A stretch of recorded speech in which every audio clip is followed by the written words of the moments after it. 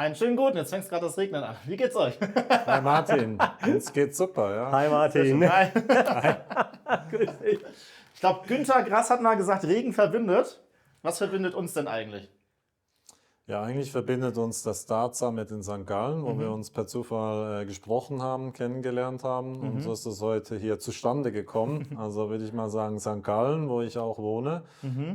Dich und Andreas verbindet, glaube ich, das Interview bis jetzt. Ansonsten weiß ich nicht, was für Gemeinsamkeiten ihr noch Das werden wir rausfinden. Genau. Alter, Wir sind oder hier ein. wo? Beim Plug and Play Tech Center in München. Genau. Genau. Und mich würde sehr interessieren natürlich, was euch so auszeichnet. Also wenn ihr mal sagen könnt, ich bin heute total müde, ich brauchte 10 Kaffee. Seid ihr auch so, dass ihr morgens nicht aus dem Bett kommt oder wie steht ihr auf? Ja, also ich bin jetzt auch nicht ein Morgenmensch. Meine Eltern kommen aus der Gastronomie, von dem her eher Abendmensch. Von dem her morgen ein guter Kaffee ist schon, sagen wir mal, Prio. Ist das bei dir? Ohne Kaffee und ohne ein kleines Frühstück kann der Tag nicht starten. Tief in die Nacht arbeiten, kein Problem, aber frühmorgens irgendwie den ersten Flieger raus ist immer anstrengend. Also ihr steht nicht gerne so früh auf. Nein. Also es war ja eigentlich auch, also ich komme ja aus der Schweiz und wir haben die Firma in Berlin. Und ja, in Berlin ist der Rhythmus schon ein bisschen, sagen wir mal, später als in der Schweiz. Von dem her musste ich mich da auch ein bisschen anpassen. Also vor 9 geht nichts. Vielleicht solltest du mal früh definieren. Reden wir über 5, 6, 7, 8 oder über welche Ja, Zeit? in der Schweiz Dann- gehen die um 7, fangen die an zu arbeiten. Ach, guck Da an. musst du bei uns im Office, also gibt schon einige, die das machen, aber so ein Team-Call um 7 wäre nicht so politisch akzeptiert. Täglich 7 Uhr aufstehen, Tochter, Schule. Ach, Geht guck. gar nicht anders. Okay. Eine Tochter. Eine Tochter. Und wie ist das so? Mit der Arbeit? Schwierig. Ganz offen. Beide, meine Frau ist selbstständig, ich bin selbstständig hier mit der Company und du bist immer am Optimieren und irgendwie Lösungen finden und brauchst zwischendurch Auszeiten, um dann irgendwie die Familie wieder zusammenzuhalten. Aber Familie ist der zentrale Kern. Ja, darum alles. Wie organisiert ihr eure Auszeiten? Also geht ihr viel in Urlaub dann auch? Oder wie macht ihr das so wochenweise, tagweise? Was sind so eure Spots, wo ihr sagt, so das mache ich jetzt, damit es mir gut geht? Ja gut, ja, ich denke, Urlaub ist zentral, oder? Da versuchen wir einander auch nicht zu stören, wenn es nicht unbedingt nötig ist, aber ist halt schwierig ja, im Gründerteam. Es ist meistens immer was, also von dem her haben wir es noch nie geschafft ohne, glaube ich, aber also ich sehe ihn ja auch mehr als meine Frau oder spreche mehr als meine Frau, von dem her Ist ein anderes ist das wie eine zweite Ehe, von dem her ja, vermisst man sich auch nach 3 Tagen ja schon. Oh Gott, du hast zumindest, neues Interview, du hast zumindest jedes Jahr die Vorsätze, also was hilft mir? Sport, bewegen, über die Woche. Weil das eine sind die Auszeiten zwischendurch. Und Kommst das aber andere- gar nicht Nee, komm nicht dazu, wenn dazu, ich viel nicht zu wenig, viel zu selten. Aber probier es trotzdem irgendwie einzubauen und das ist, was wirklich am meisten hilft. Was machst du dann da? Boah, alles Mögliche. Top 3. Fußball, Top Schach. 3, Radfahren, die Tennis, Die Kamera läuft, gell? Nicht flunkern hier. Golf, Turmspringen. inzwischen extremst entspannt, zu viel Zeit in Anspruch nehmen, das geht manchmal am Wochenende. Ja, viele Dinge, Volleyball spielen. Also ich habe 2 Jungs, von dem her Sport Und, ist genau. mit denen eigentlich auf dem Spielplatz oder sonst den ganzen Tag rumtoben. Da bleibt nicht viel Zeit für Sport, aber auch nicht mehr viel Energie. Also das ja, ist eigentlich gute Bewegung. Von dem her ja, gehe ich ins Fitness oder Stand-Up-Paddle auf dem Bodensee. Das ist so, wenn es schön Wetter ist, eine wirklich coole Auszeit. Ja. Wann bist du das letzte Mal gerutscht oder geschaukelt? Jeden Tag? Ja? Jeden Tag. Ja, ist Standard. Also ich bin da schon eher der Papa, der mitspielt und vorne weggeht. So eine Challenge, so wer ist höher, wer ist schneller. Ja, genau. Oder halt irgendwo eine Höhle baut oder sonst ein Spiel sich ausdenkt. Von dem her, das ist wirklich täglich, ja. Aber es macht auch Spaß. So. Ich mache das gern.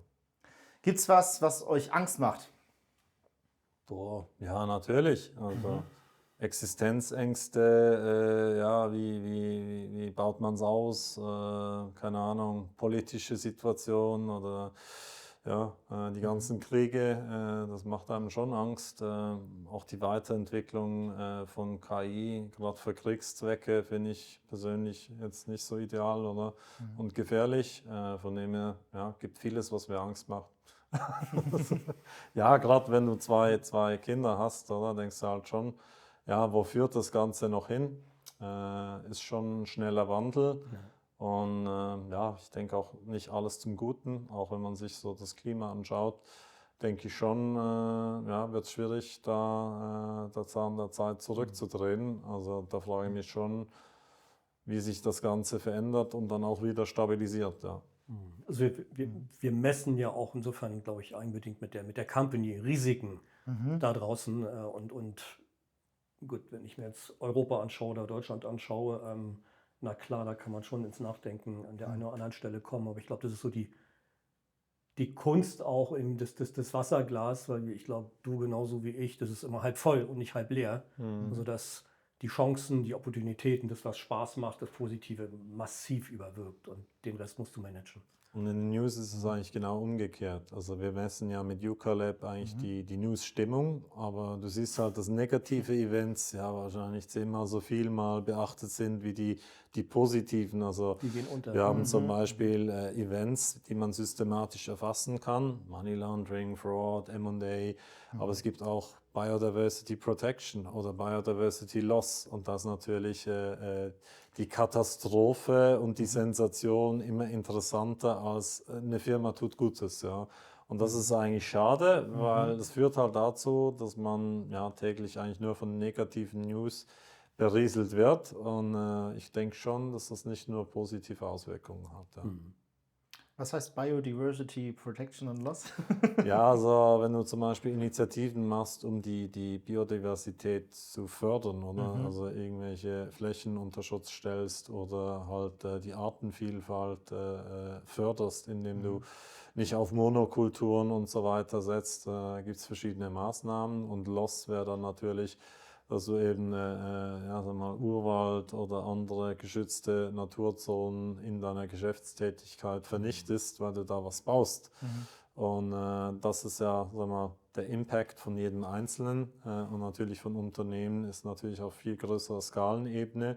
Das ist ja ein Riesenthema, was heute Sustainability Management oder ESG heißt. Das kenne ich. Genau. Okay. Genau. Und Jetzt kann ich wieder mitreden. und was wir eigentlich machen, ist, das wird ja eigentlich nur auf dem Reporting, das, was die Firmen über sich sagen, aber das ist ja eigentlich PR. Oder? Also sie sagen natürlich nicht, ja, wir sind nur noch halb so korrupt und wir haben jetzt den Mindestlohn von unseren Kinderarbeitern erhöht.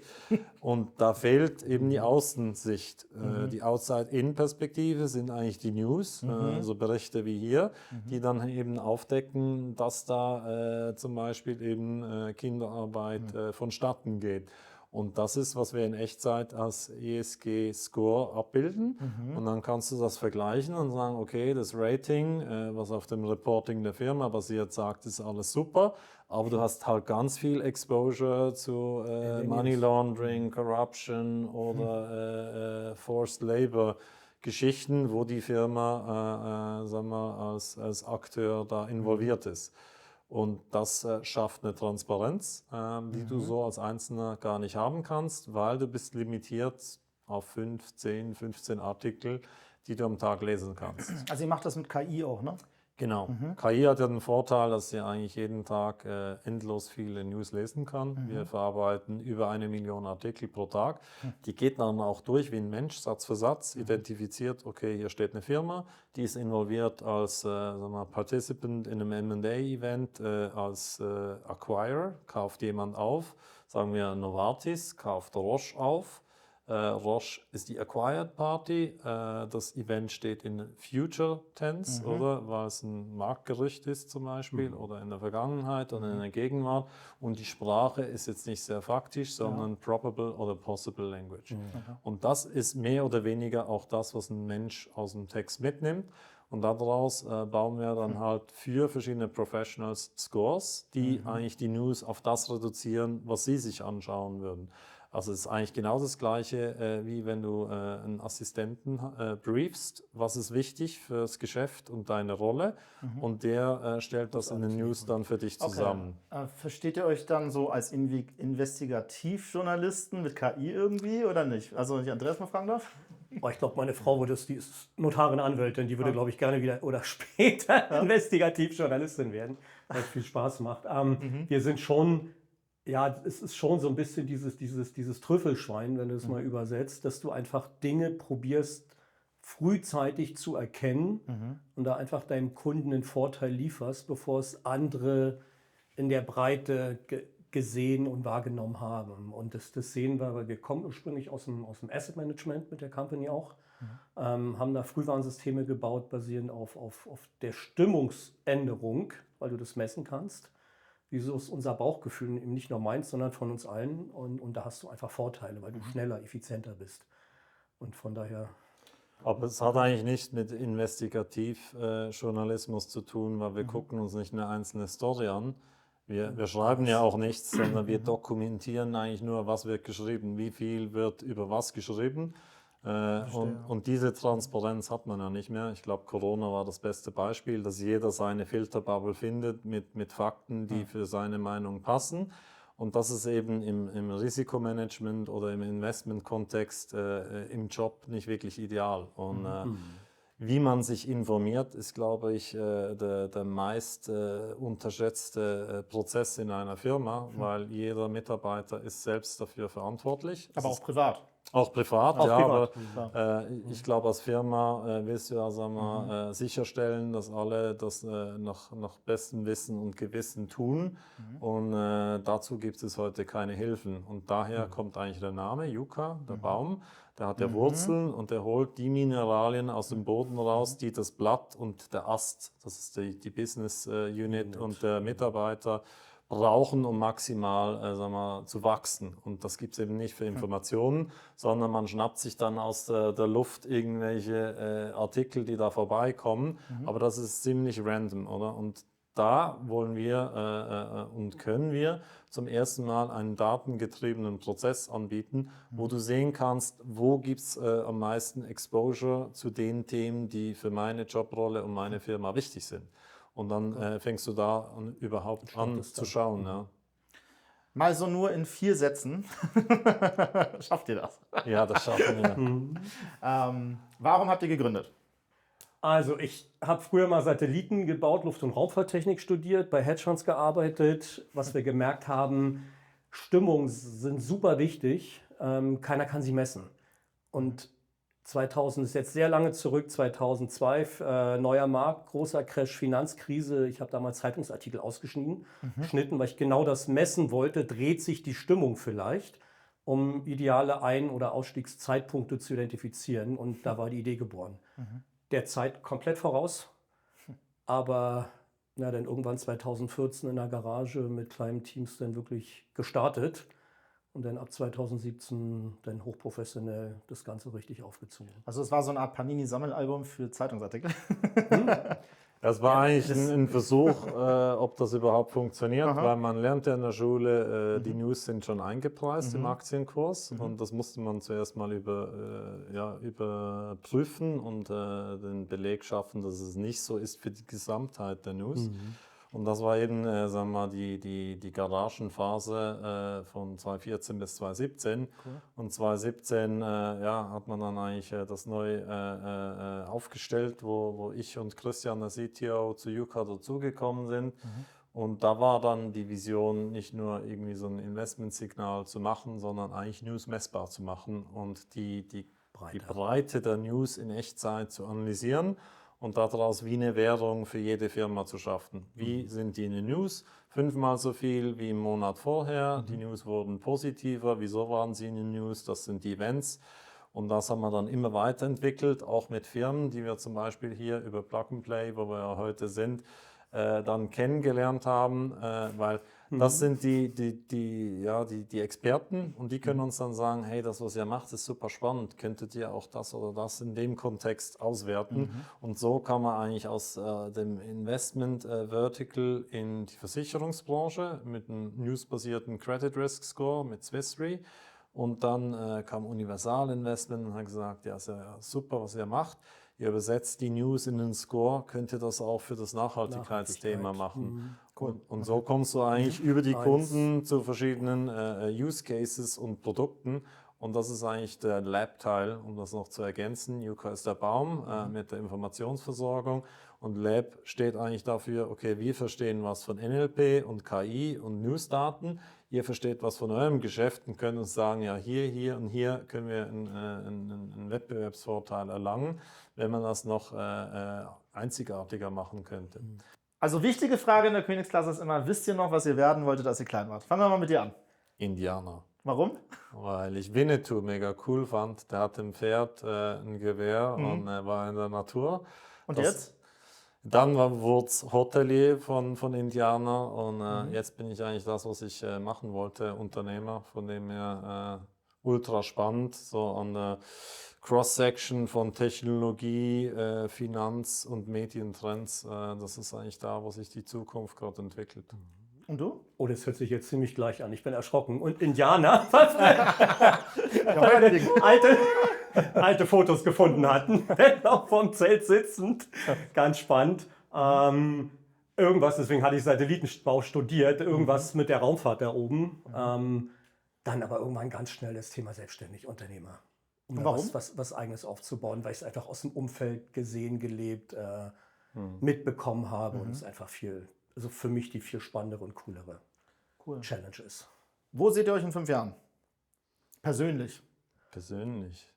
5 Jahren, ja, also immer noch bei Yuka Lab und wir hoffen natürlich, dass es bis dann auf ein globales Level gehoben haben und die Firma skaliert haben und natürlich auch ja, das ganze Wachstum gemanagt haben und daraus ja, eine sagen wir, profitable Mittelstandsfirma gemacht haben. Und das wäre so das Ziel in 5 Jahren, glaube ich, dass wir auch in der Konstellation das weiter zum Erfolg und zu neuen Ufern bringen. Ich würde es erweitern, weil das eine ist die Company, für mich selber, wieder die Familie als Basis, irgendwie, dass alle gesund sind, dass es uns gut geht. Kein Krieg vor der Haustür, dass wir irgendwie uns über die eigentlichen Dinge, weil das Leben ist sehr schön, wirklich Gedanken machen können und es ist immer Arbeit und Business. Siehst hier die Weltfriedenkarte. Nein. Das ist natürlich Nee, unfair, aber Es das ist sehe immer ich eine schon. Mischung, Arbeit und Business Was sind die eigentlichen Themen? zusammen. Was sind die eigentlichen Themen? Vorne ist immer Familie bei uns. Familie ist first, weil wenn Familie nicht gut geht, geht es Business auch nicht gut. Im täglichen Doing dann doch natürlich viel zu viel Business, wenn wir jetzt weil die Company ist dann doch wieder first, also du musst die Balance finden. Was wären eure Top 3 Tipps an die jungen Leute von heute? Ja, also ich denke, man muss lernen, wie man lernen muss, oder? Ich glaube, also das Faktenwissen, die 5 Punkte, wie ein Marketingplan auszusehen hat, das bringt einem nichts mehr. Das steht ja im Internet. Aber man muss sich die Fähigkeit aneignen, neue Dinge zu erlernen. Und ich glaube, dann stehen heute den jungen Leuten eigentlich auch alle Türen offen. Software kann man alles gratis eigentlich ausprobieren und man muss Ideen haben und die umsetzen. Und ich glaube, diese Macherqualität, das ist das eigentliche, ja, sagen wir mal, rare Talent und ja, Leute überzeugen. Also vielleicht eher ja, persönliche Kompetenzen, mit Leuten umzugehen, Kreativität und Dinge erlernen zu können. Das sind die Core Skills, weil in allem anderen ist eigentlich KI besser, würde ich mal sagen. Okay. Ich würde es zusammenfassen, open-minded, egal mit welchen Facetten. Sprachen ist ein wichtiges Thema, dass du egal mit wem kommunizieren kannst, andere Räume irgendwie dich wohlfühlst. Ja, und ansonsten, wenn du Ideen Aber hast. Sprachen kann ja KI jetzt. Oder? Irgendwann, ja, aber trotzdem. Und ansonsten, wenn du Ideen hast oder Träume und du willst Dinge machen, aber beiß dich da fest und setz die auch um und lass dich nicht irritieren und geh diesen einen Weg und such dir eher Hilfen und gib nicht so schnell auf mit Dingen. Fail fast, oder? Ist ja ein bisschen ein abgelutschter Satz. Ja. Aber ich denke, das ist eigentlich für junge Leute wichtig, nicht den Druck zu haben, zu versagen. Ich glaube, jetzt gerade so in der Dachregion kämpfen wir damit immer noch, dass man halt ja, ein bisschen das macht, was man denkt, was von einem erwartet wird, weil man halt nicht versagen will. Und das ist meist nicht das, was man eigentlich möchte. Oder die meisten Leute trauen sich gar nicht darüber nachzudenken und die Träume dann auch zu verfolgen. Und ich glaube, am Ende vom Tag wäre das Wichtige, ja. Dass sie was machen, was sie eigentlich gern tun würden, weil man verbringt dann doch den Großteil seines Lebens auch damit. Das soll man gut auswählen. Und ich sehe einfach, dass nach der Uni einfach gerade ein Job geschnappt wird und dass es ein bisschen zufällig ist, wo du da landest. Ja. Und da sollte man sich schon ein bisschen mehr Gedanken machen. Ja. Und man sollte heute auch wahrscheinlich dann trotzdem viel lernen für sich selber, für sein Brain und seinen Geist und so, auch wenn die KI kommt, weil die ersetzt einen ja nicht. Und selbst wenn sie was ersetzt, hat man keine Kontrolle mehr, oder? Meine Tochter verflucht mich, weil wir regelmäßig 17 mal 13, also Mathe, Geschichten, Rechnen tun, weil klar, der Computer, der Taschen, der macht alles, aber du solltest die Basics solltest du trotzdem immer noch weiter selber können und dich nicht immer auf eine AI, die dann alles für uns steuert, verlassen. Ja. Was würde deine Mama über dich sagen?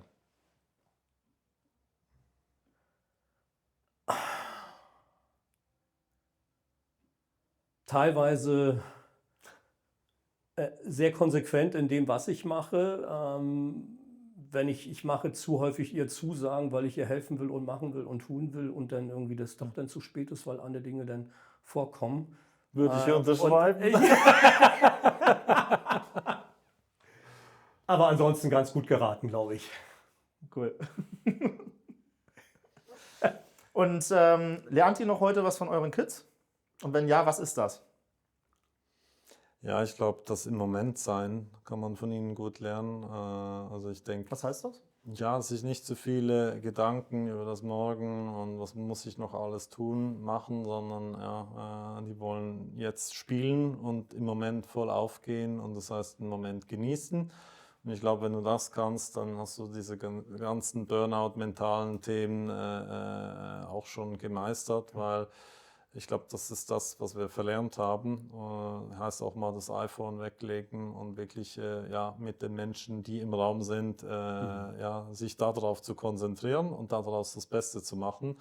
Und das können Kinder halt extrem gut und sie können sich auch an allem erfreuen. Also an ganz kleinen Dingen, einen kleinen Käfer, der rumkrabbelt. Und das haben wir, glaube ich, ein bisschen verloren. Man hat alles gesehen, alles wurde schon gemacht und da verliert man so ein bisschen das Auge für, oh okay, das ist ja faszinierend, oder? Und man nimmt es gar nicht mehr so wahr. Ich glaube, du merkst durch die Kids viel schneller, dass da noch viele andere Dinge auch wichtig sind, um die man sich kümmern kann und um die man sich auch kümmern sollte. Und dass es einem auch wieder besser dabei geht. Wenn man Also Achtsamkeit. Ja. Und der Rest, ich bin jetzt teilweise, du siehst in der 8. Klasse, du hast jetzt wieder Schulstoff, teilweise 8. Klasse. Ich mache zwar fast alles alleine, aber das ist auch wieder so ein Recap, um Dinge wieder wahrzunehmen. Ja. Danke, Oliver. Martin, Dankeschön. Danke, Andreas. War super.